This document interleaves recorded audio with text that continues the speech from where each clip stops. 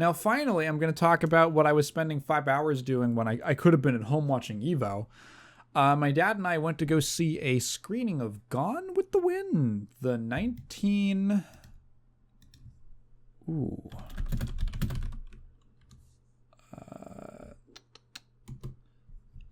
39. Jeez Louise. 1939 epic romantic drama. It's 4 hours long. Sorry, 3 hours and 58 minutes. But yeah, it's a 4-hour movie with an intermission in the middle because it is so goddamn long. It's based off of a book, which makes a lot of sense because it has what I call book pacing. Not necessarily in a bad way, just, whew, there's a lot of material to get through. So Gone with the Wind is really interesting because it is, I think in many objective ways, a fantastic film. The performances are great. The score is amazing. There's beautiful, impressive cinematography. This is one of the first movies in color in 1939. And the use of color is kind of unbelievable for being so early in its development. There's shots where the difference between, there's this sequence where you're seeing the characters just in silhouette through a screen, and you've got the light of lamp behind them, and you're seeing the black and orange. There's a shot of a building on fire collapsing, and while the characters are riding in front of it, trying to escape from this scene. And the flame, and it's so vivid. There's some gorgeous landscape shots in this movie. The plot itself, I find actually very interesting, and it's funny at many points. It's a very humorous movie. The characters are really fascinating. Their motivations and why they have like a whole psychology. They're very deep. It's a really good movie. You just have to ignore that thing. You just have to ignore the big elephant in the room. Which is an issue because about a quarter of the movie is about elephants.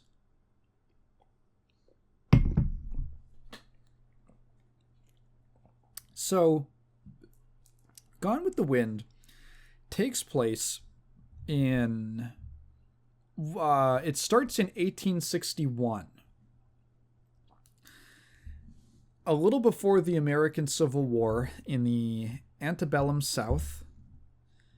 And it progresses through past the end of the war into the Reconstruction era and several years beyond that. Takes place over maybe 10, 15 years? No, even longer than that. Jeez.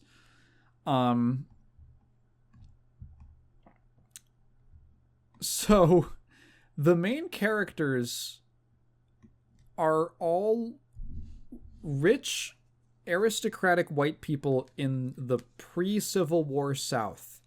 And they own slaves. And they fight in the Civil War on the side of the South. And it just... There's a lot of weird things here. It's very reflective of the era in which it was made. In the sense that some people were a little more... I don't think you can call this film poorly aged. I think that you could make all of these criticisms the moment that it came out. Because it's not like opposition to slavery was a new thing. It had kind of been decided a couple decades before the movie came out. The biggest problem with the film... The biggest problem with the film is that it is pretty blatantly sympathetic to the Confederacy they frequently paint, which is funny because I understand that if you were living there, I know why all these people are gung-ho about the South's cause, and it makes sense that they would mourn their war dead. And funny enough, the main character doesn't really give a fuck about the war. She really doesn't care. But the many parts of the movie hinge on you, like, the emotion. The emotion they're trying to impart is like, oh my god, these poor Southerners. They're just, can you believe what these Northern Yankees are doing to them? Oh my god, they burned down the plantation. This is heartbreaking.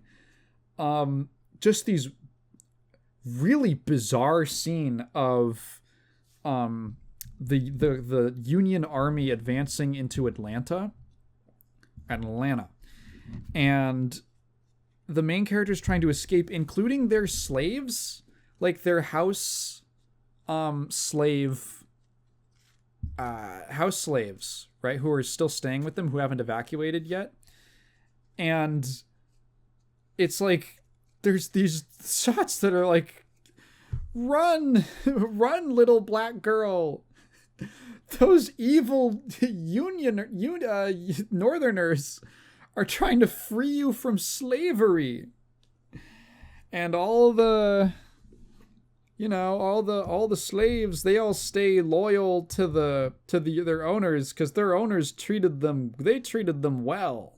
There's literally a scene where after the war, the main character goes into business and she starts this lumber business, and she's working with another character, and they are getting prison slave labor from Confederate soldiers who have been imprisoned for their crimes against, like, their treason against the Union.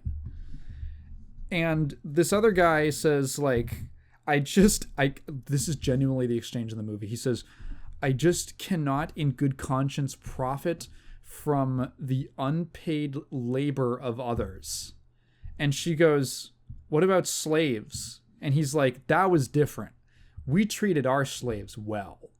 It's like, you know what? I'm sure some of them did.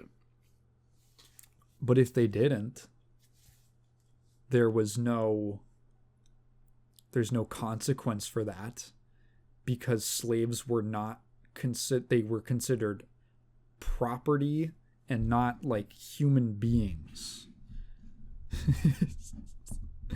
The whole, like, well, they treated their slaves well. It's like, dude, they owned people. Like, it doesn't matter. Literally the what I call him, the romantic lead, Rhett Butler, I think. At one point, he literally calls the war a lost cause. Crazy. Like, crazy. That's like oh god, I don't even want to get into that. There's like one other thing.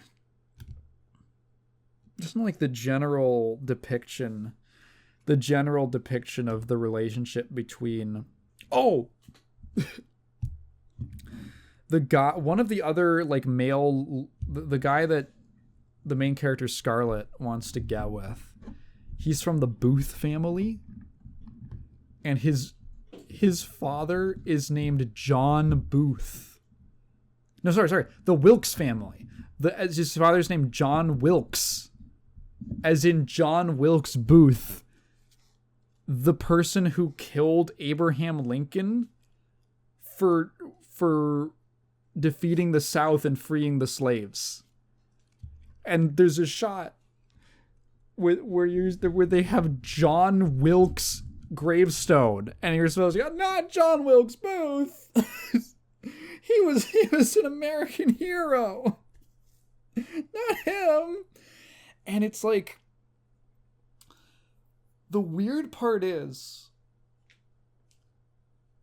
most of the movie is actually not in the war. It's, again, maybe a quarter of the movie. But the movie's so goddamn long that it's like an hour of the film. It's almost like 2 movies, really. And the first one ramps up into this climax as the war gets closer and closer to home, and then that's how it concludes. And again, it's just, I'm gonna be honest, I find it a little hard to feel bad for characters dying because they were fighting to preserve slavery. They were fighting to preserve a way of life. They were fighting to preserve an economy based on slavery. That's always so interesting. It's like, it was about the states' rights. It was about the states' rights, which just so happened to be owning slaves. That had nothing to do with it. The states should have the right to own slaves. Like, if it was like child porn, do you think it's like that? Yeah, it was about states' rights to fuck kids. This country, my ancestors flew that flag. They fought for our rights.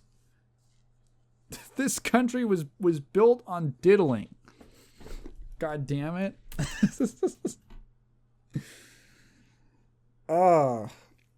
Like, it's a bunch of fucking nonsense.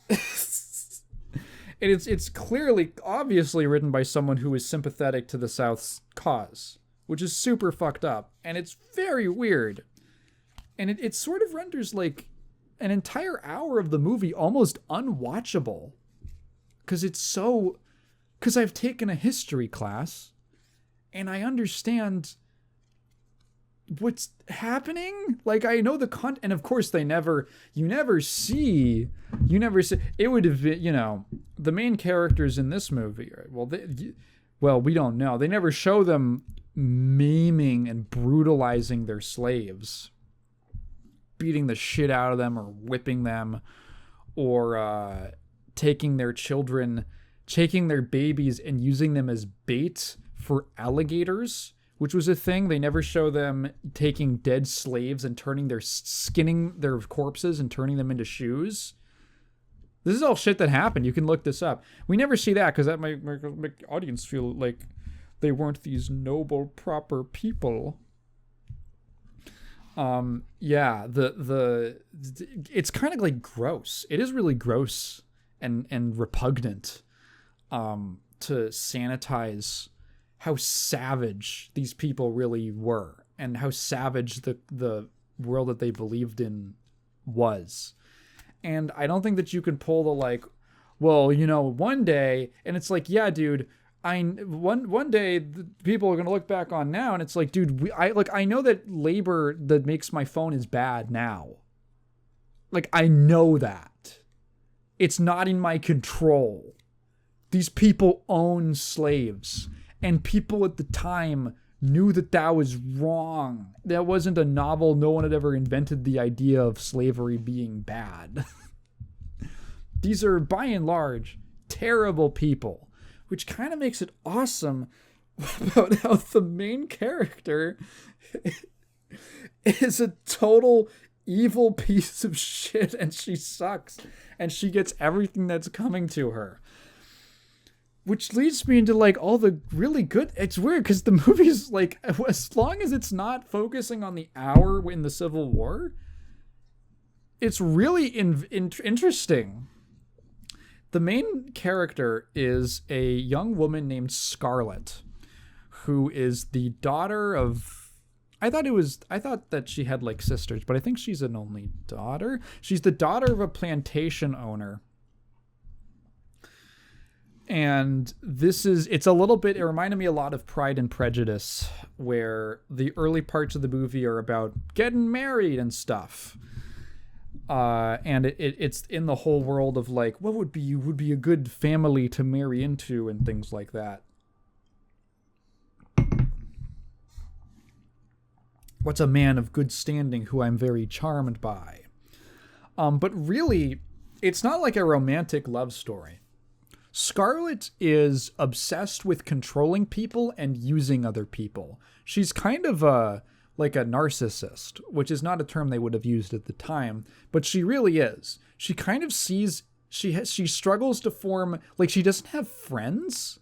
She sort of has friends, but she's kind of like a horrible person behind their backs to them. She has she basically just sees everyone as tools to get what she wants. And it's this kind of need to control people, which is sort of interesting because she owns slaves, and it kind of makes me wonder whether or not that was an intentional part of it. But the movie is way too sympathetic to the South for me to believe that that was like an intentional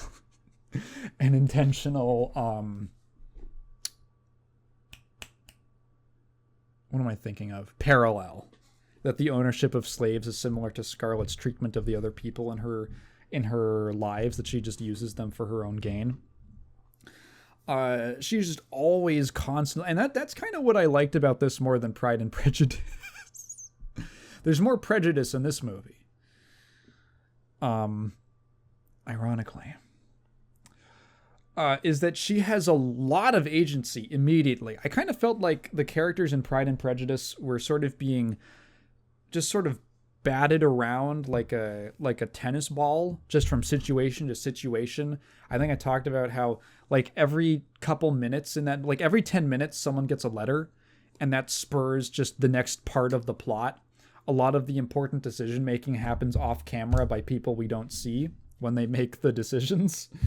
And it just kind of felt like the main character was being dragged along from one thing to the other without a lot of say in what's going on, which I guess for the time period might have been accurate, being like a woman and specifically kind of the romantic. I don't know. Scarlet in this has so much control because that's kind of her whole deal immediately. She might not have like necessarily like maybe the name, like the deed to the plantation might not be in her name. She might not have a bunch of money available to her all the time, like directly, but the amount of social power that she has, and the way that even when she doesn't have power, the way that she kind of angles herself to get influence over people, her whole deal is that there's this guy from another family named Ashley, and I don't even know if she really loves him that much. Her idea of love is kind of weird and twisted. It's more so that he doesn't love her. He likes a friend of hers named, I don't remember, who's like this nice, sweet lady, you know, who owns slaves and stuff. But he doesn't have an interest in Scarlet, and he kind of like, if he has any interest in her, it's very, very wavering, and he's really not feeling it, and he kind of throws her off at the start of the movie when she like comes on to him. And that kind of drives her fucking crazy. And it's like her motivation for a lot of stuff that she does in the movie is that she is upset that she basically can't control this one man. She can't control him. She can't get him under her influence or smitten with her. This kind of runs up against, interestingly, the other character, Clark Gable? Clark Gable, yes. Clark Gable, who plays a guy named Rhett Butler, who is kind of like her in that he's a little bit... He's not the most honest guy. He's like an opportunist. He has a very objective, like he kind of looks at... He sort of hedges his bets based on who's winning or losing. He's sort of out for himself most of the time. He's not necessarily a terrible person. In the book, he becomes a part of the Ku Klux Klan, which is left out of the movie, which is fucking crazy. It's crazy that they drew the line there. Apparently, there's a note from one of the producers saying, well, we wouldn't want to promote the KKK. But he also he sees a lot of things as not always people, but situations as what he can get out of it. Early in the movie, all the men are around after the women, they all kind of segregate into their own parts of the house. All the men are sitting around talking about the impending war that's coming. And Rhett says that he says up front he doesn't think that the South has a good chance of winning because the North has so much more manufacturing power and access to seaports and stuff like that. And they all get upset at him, and they're like, how dare you? And he's like, I just don't think that's how it's going to go. And he doesn't join the war effort until very late into it. And by the time you next see him, he is a prisoner of the Northern, Reconstruction. He's a prisoner of the Union, and he's this is after the war, during Reconstruction. And he's friendly with all the prison guards, and he's sitting around playing cards with them, and he doesn't want any trouble. He just wants to get in good with them. And that's his character. He is this effervescently charming man who kind of uses that to his advantage to sort of slick the wheels, kind of oil the wheels of his way through life. And he is fascinated with Scarlett because he sort of sees part of himself in her. They have that same sort of, what can I get out of this mentality? The difference is that Scarlett is kind of heartless, completely self-absorbed. Rhett has some capacity to actually care for other people, and there's actually a distinction between, an ironic distinction that he draws between Scarlett and another woman whose name I can't remember. There's a lot of characters in the movie.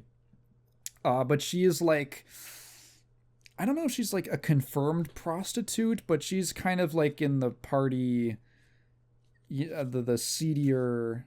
You can kind of tell by the way that she's dressed, she's probably in that world. And she is sort of a companion, maybe on again, off again girlfriend of his throughout the film. And way later in the movie, he and Scarlett get married. And then there's a moment, they have a fight, they have conflict. And he's talking to his hussy friend. And he draws this distinction that he actually sees a lot of similarity between her and Scarlett, which again might be why he's attracted to both of them. But the difference is that his hussy friend has a heart. That's the main thing that he says about her. So there's this kind of this irony in that the kind of lower society prostitute type character is a better person. She's doing what she needs to do to get by, and that might involve, using people and this and that, but she is deep down a good person, where Scarlett is not. Scarlett is thinking entirely selfishly. She is an objectivist. She is Jack Kirby would write a comic book to make fun of her. If I clip this, that's going to be such a weird reference. So the war really breaks Scarlett. It really puts an amount of pressure on her that she wasn't prepared for, not just because of the mortal danger that she ends up in, but also because it exposes a vulnerability and a weakness that it makes her feel weak and vulnerable. There's a scene where they have converted a church into a hospital, and she's helping out at the hospital in this church, and it starts to get too overwhelming for her, and she kind of takes a step away, and there's this guy just moaning and screaming, and they're gonna have to amputate his leg, and she just sees that, and she just quits. She says, I'm not helping out here anymore. And my interpretation of that is that the war is so much bigger than her. Everyone's thinking about the war. One aspect is that she's not the center of attention. That's one thing, is that no one's thinking of her.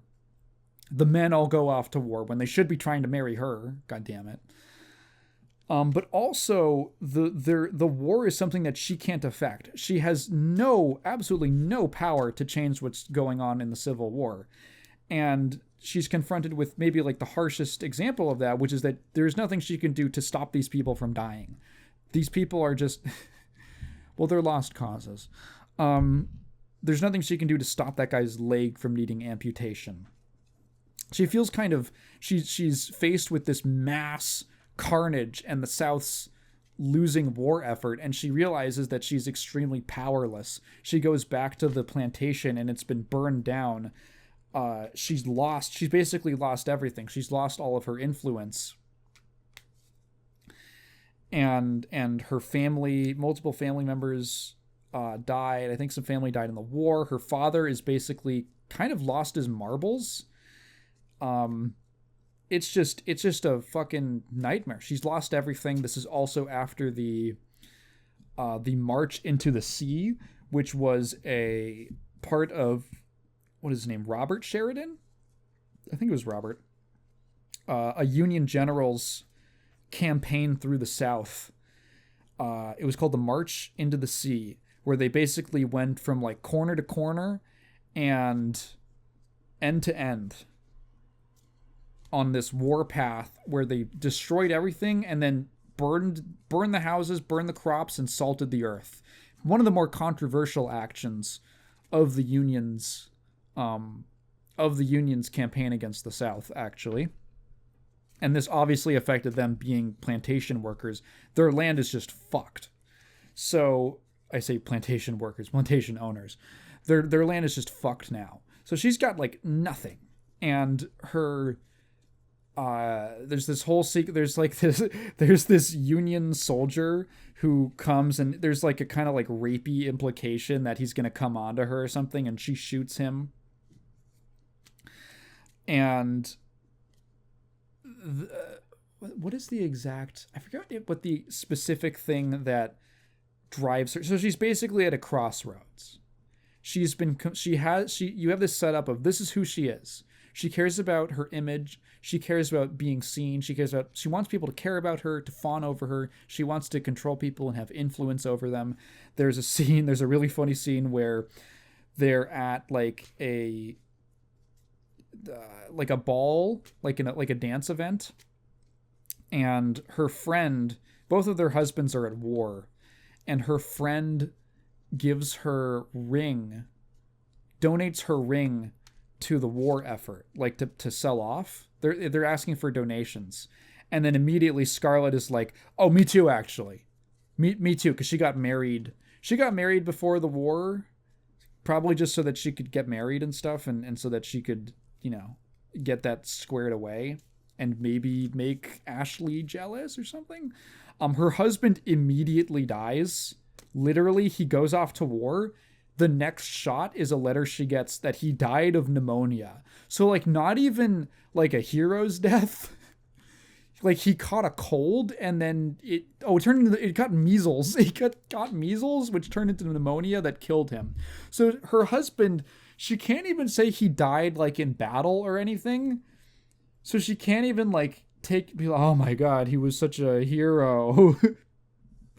And then she gives her wedding ring while she's supposed to be in mourning. So another character even calls it like a fake mourning, because she's really not upset. And then whoever was in charge of the donations ends up sending the rings back, and because he's it's such a noble cause, or such a noble sacrifice for you to make. It must have meant so much, but I can't take it in good conscience, so take the rings back.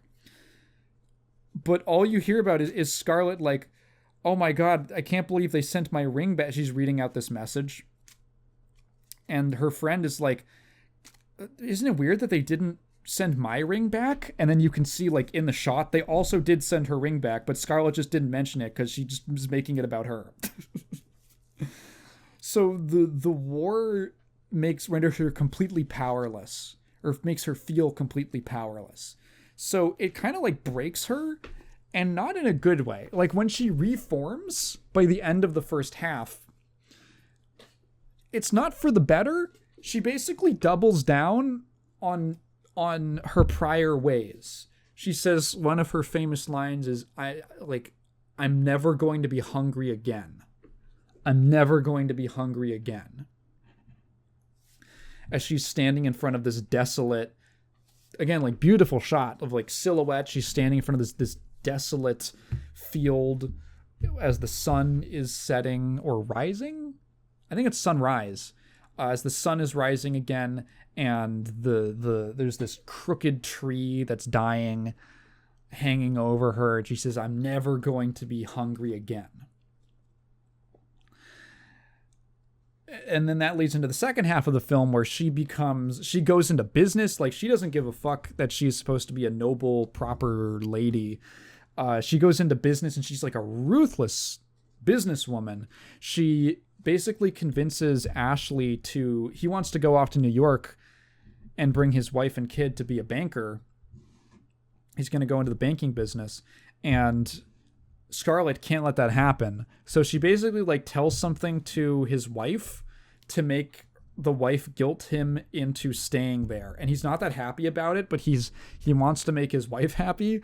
So he stays there and helps out with the lumber business that she starts, specifically just so that Ashley can be close to him. And she's constantly, so eventually, she remarries. That guy dies as well. Eventually she gets married to Rhett. And you're like, okay, well, this is where it's been going the whole time. She and Rhett do not have a happy marriage, mainly because she just cannot get the fuck over this Ashley guy. It's like this point in the movie where she goes from this kind of, she's never done anything that bad. She's definitely self-centered, but there's just like, she fucks around so much. It's crazy. It's like, there are scenes that out of context, the way that like Rhett is talking to her, that I think if you showed someone without context, they'd be like, oh my God, how horrifying the treatment of women. And in context, I'm like, dude, she deserves this so hard. Dude, fucking go in on her, dude.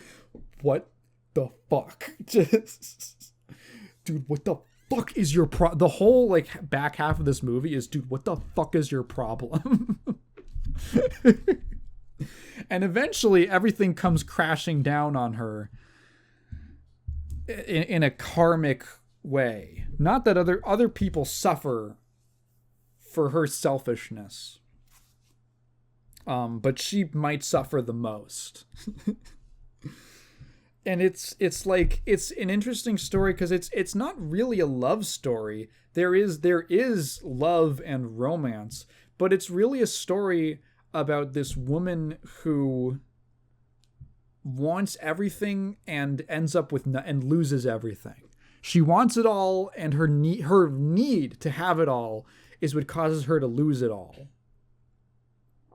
Whereas Rhett, who actually is able to care for people, they end up having a kid, which causes a big problem. Because that's kind of what keeps them together when maybe they shouldn't be together. And he is absolutely in love with their kid. He loves her so much. He is such a loving, doting father to his daughter. And